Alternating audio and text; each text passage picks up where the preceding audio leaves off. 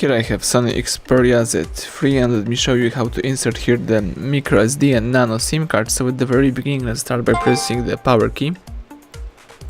Keep holding power button, let's choose power off and wait until your device will be completely switched off.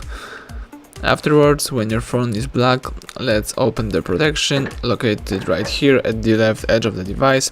Let's open the protection by using your nail finger right here.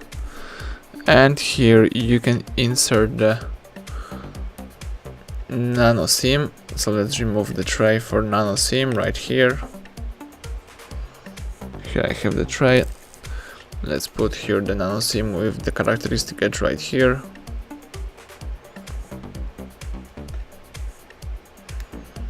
And let's press it to the end. Alright, now let's insert the micro SD. Here I have micro SD with the characteristic edge right here, and put this card in that position. Let's push it to the end, and now let's close the protection.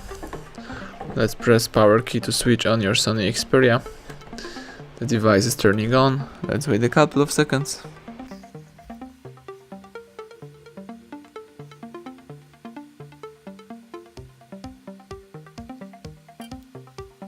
Excellent, now let's make sure that both cards works properly.